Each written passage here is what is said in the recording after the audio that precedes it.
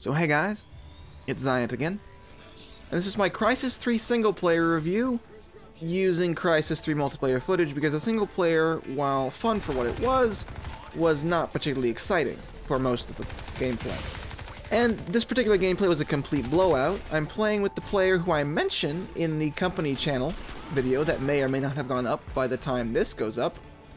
So we completely dominated this other team. He goes 12-0, I go 11-1, and the other team has no chance. But I watched the Zero Punctuation review of Crysis 3 today, and the main thing about Zero Punctuation that some of the commenters understand, or maybe don't, is that a lot of what he does for comedic effect. There's exaggeration, there's hyperbole, which are the same thing.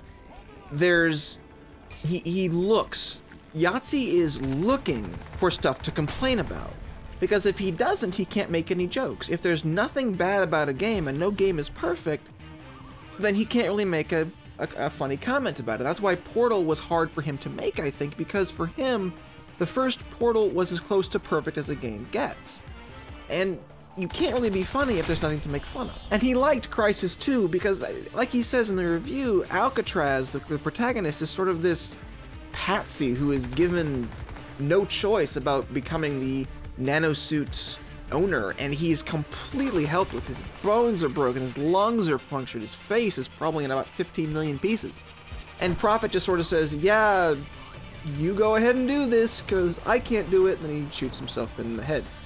But Crysis 3's single player, I'm not going to echo Yahtzee as much as I have just now. Instead, I want to talk about what I noticed.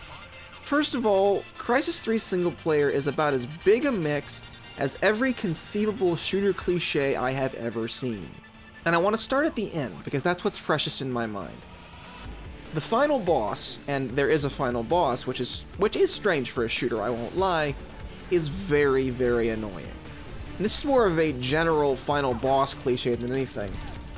The final boss is annoying, has predictable attack patterns, instant death attacks, is defeated due in large part to quick time events, and the real final boss is a single aiming challenge. So it was a terrible final boss because to that point you have no reason to care about the fact that the Alpha Ceph is important. The Alpha Ceph wasn't present in Crysis 1 or Crysis 2. All you have to go on is that Prophet says the Alpha Ceph is still out there. And that it's some sort of MacGuffin that you release because that's what the game told you to do. And a lot of what, and this is echoing Yahtzee, a lot of what happens in the game is done only because the game tells you to do it. Psycho, now I'm not British, so I know that Psycho is sort of trying to be stereotypical, but the only defining factor about Psycho is that he wants his suit back. That's it.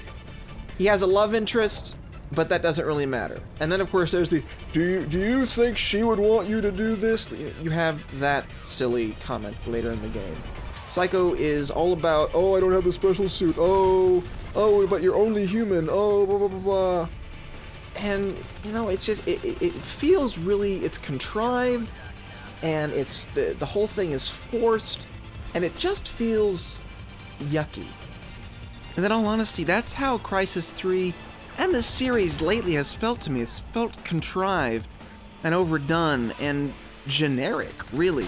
Because you have the MacGuffin, the nanosuit that solves everything. You have the more generic characters. You went from Crysis 1, which was a very sandboxy, choice-based shooter, to a more linear story. And then a linear story that attempts to be a sandbox. And they added multiplayer, and when they had multiplayer in the first game, but it wasn't really popular because it was very, very different.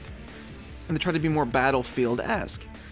But in the past years, it's like Crytek has just sort of driven the series into the ground, especially since they had put out games so frequently. And so, while I enjoyed the game, if you're going into it for the single player alone, don't. Because it's very generic, it's very, you've seen it before.